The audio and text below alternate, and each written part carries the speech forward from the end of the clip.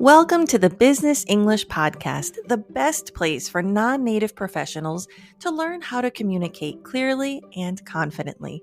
My name is Tanya Suarez, and in each episode, you're going to learn specific skills to develop your corporate communication, American pronunciation, and career strategy in order to build the life you deserve. Let's jump right in to part 1. Please don't do this if you're preparing for a job interview, and especially if you're a non-native English speaker, and especially if you're interviewing in tech or anywhere else that uses or requires the STAR format for behavioral interview questions. Don't script your response first and then try to study it and memorize it or remember it.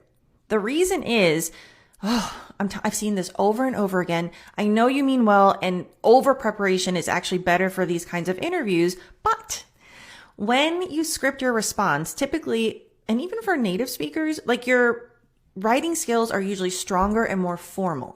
So you're going to end up using more advanced vocabulary, maybe vocabulary that you know, but you don't use on a daily basis. Your sentence structure is going to be more complex. And then that's going to be really hard for you to remember.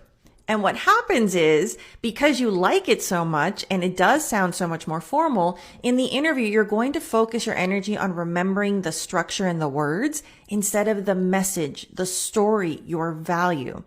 And that is not going to get you the job. So what I actually recommend is I want you to record yourself, and you can use the transcription like dictation or the voice to text feature on Microsoft Word or any other thing that you use. Record yourself and then transcribe what you're saying. Then you can kind of organize the order, make sure it's in STAR format, maybe optimize a few things. But what's going to happen is your responses that you're studying are going to sound more like you. You're going to use words. Remember, you're not like, you're trying to be a software engineer or you're trying to be the director of a department, not an English teacher. So you need to focus more on, again, the content needs to showcase you, your process, your skills, how you add value to a company, not the newest word you just learned that you really want to use because it sounds more elevated. There's a time and place for that. This is not it. So focus on the value by using simple sentences, words that are natural to you. Any word that causes you to it just triggers that self-doubt, or you're not sure if you pronounce it correctly all the time, use a synonym. An interview is not the time nor the place. So use things that are going to be an asset to you and make you look and sound more confident. Your accent is not the problem. You are the problem. Or more specifically, your mouth. So when you are not understood and you think it's because you have a very strong accent, what's actually happening is there are actually like a couple things or a few.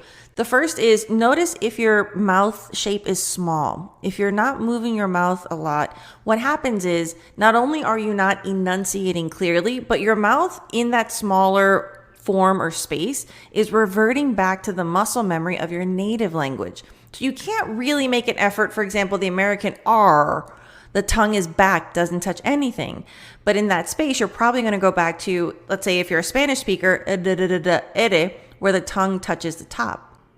By opening your mouth, you enunciate, you get to breathe more. A lot of you aren't breathing enough. And the other thing that might be happening is you're either, or both, speaking lower or speaking a lot faster. And you're doing that because a lot of times we do that because we hope people, if they don't understand us, it helps you feel better that, okay, it wasn't my English, it's because I'm speaking too fast. So I kind of do it as a self-preservation thing. And I understand, but you don't need it. An accent just makes your English more delicious. Adds some flavor. So I don't want you to feel self-conscious if someone asks where you're from because they notice your accent.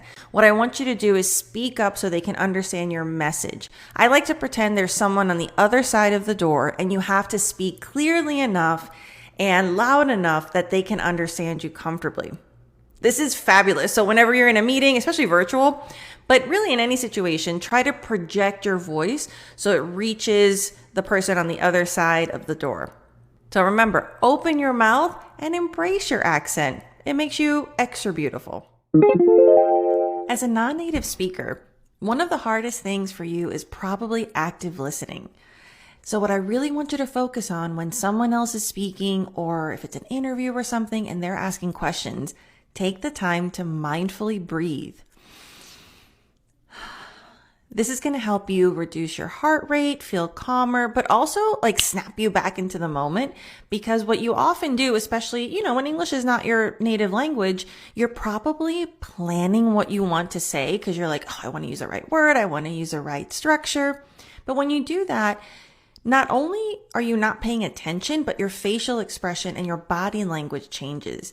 Because if you're listening actively, your face is going to reflect what the other person is saying. Whereas if you're thinking and you're worrying, your face is going to look like this.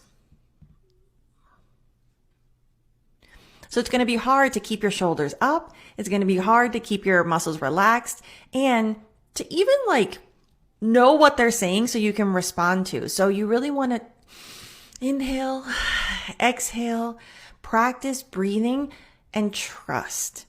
Trust yourself. Trust that you can respond with something.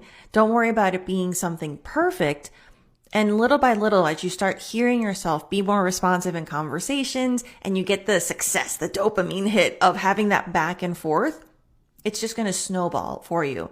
So I want you to, this week, today, even if you're watching Netflix, just be mindful of how many times you hold your breath when someone else is speaking English.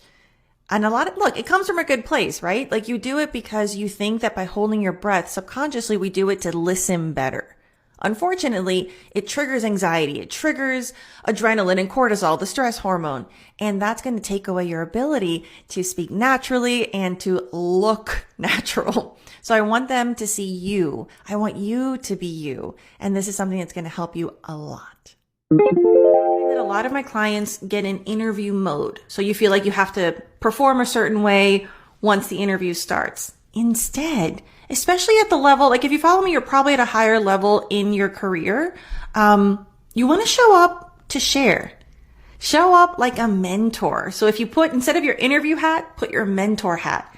Because I want you to think of all of their questions, especially the behavioral questions, as opportunities to share your wisdom through stories about your experience. What I want you to do is speak up so they can understand your message. I like to pretend there's someone on the other side of the door and you have to speak clearly enough and loud enough that they can understand you comfortably. This is fabulous. So whenever you're in a meeting, especially virtual, but really in any situation, try to project your voice so it reaches the person on the other side of the door. So remember, open your mouth and embrace your accent. It makes you extra beautiful. When you're in a job interview or giving a presentation or really speaking in general, breathe. When the other person is asking the question in a job interview, for example, I want you to breathe when their mouth is moving. And before you speak, inhale through your mouth.